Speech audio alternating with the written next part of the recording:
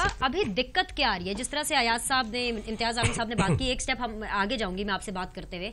दिक्कत क्या आ रही है, क्योंकि एक परसेप्शन ये भी था, और वो परसेप्शन कुछ पीएमएलएन के दोस्तों ने और कुछ ऑपोजिशन के लोगों ने क्रिएट किया कि कैबिनेट तो वही रहने वाली है। जैसे फॉर एग्जांपल रेलवे मिनिस्टर भी वही रहेंगे, मरियम औरंगजेब भी वही रहेंगी क्योंकि वो शहबाज शरीफ साहब के भी क्लैन में है, नवाज शरीफ साहब के भी क्लैन में है, ख्वाजा आसिफ साहब भी वही रहेंगे, एहसन इकबाल साहब भी वही रहेंगे, शाहिद खाकान अब्बासी साहब पेट्रोलियम की मिनिस्ट्री अपने पास ही रखेंगे। तो मसला आ गया फॉरेन मिनिस्टर और इंटीरियर मिनिस्टर का। सो दो मिनिस्टर सिर्फ चुनने हैं, तो इसमें क्या कबाहत है?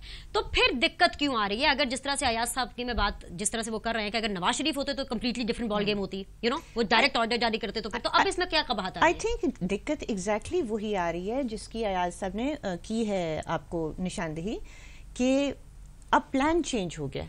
पक्का प्लान था शहबाज साहब को लेकर आने का फेडरेशन में, बीच में उससे बहुत गड़बड़ें होनी थी, बिल्कुल इंस्टेबिलिटी के 40 दिन एक बंदा, उसकी फर्क कैबिनेट होगी, फिर तोड़ वो होगा, फिर शहबाज आएंगे। अच्छा, अगर वो होते खाकान अब्बासी सिर्फ 45 दिन के लिए, तो फिर आपको 6, 7, 10, 12 कैबिनेट मेंबर्स की जरूरत है, फिर आपको पूरी कैबिनेट बनाने की जरूरत ही नहीं है, वो और कैबिनेट होती, राइट? अच्छा, और अगर शहबाज साहब आते हैं और उन्होंने पूरे 10 महीने गुजारने हैं, देन इट्स डिफरेंट। अब लास्ट मोमेंट पे प्लान चेंज हो गया। Probably advice has been given कि भाई बहुत ज्यादा प्रॉब्लम्स हैं पंजाब पे। I think so probably the advice has been taken, क्योंकि उनको एडवाइस तो मिलती रहती है, एडवाइस मेरे ख्याल से लेने का taken for a change। अच्छा, अब देखें ना, और वो क्यों कि भाई अच्छा भला एक कंट्रोल है शहबाज शरीफ का, यहाँ पे काम कर रहे हैं, वो भी आप हिला देंगे, ठीक है? वहां पे किसको लाएंगे?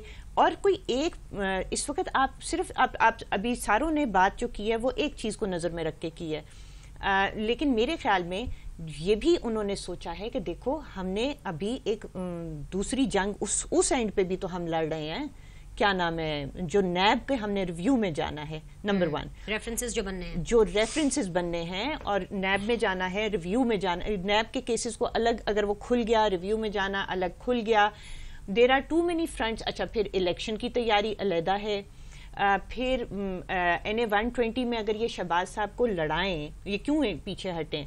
120 में रिस्क लेना, भाई जिस तरह की जजमेंट आई है वो तो बनता नहीं था।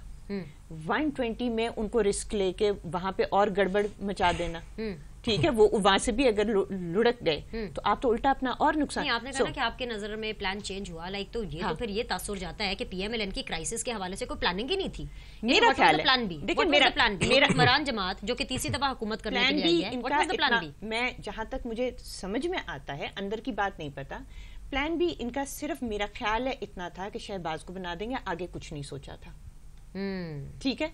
अब जब बनाने चले और सेकंड थॉट्स हुई और लोगों ने मशवरे दिए, और फिर पता लगा कि नहीं, this is more risky, it's better कि ये स्टेबल रखो, एक ही आदमी को 10 महीने चलाओ, कोई फर्क नहीं पड़ता, ठीक है? और जिस दिन शाहिद खाकान ने की है स्पीच, उसके बाद हर इंडिपेंडेंट आदमी ने कहा कि खुदा के लिए इसको चलाओ 10 महीने, राइट?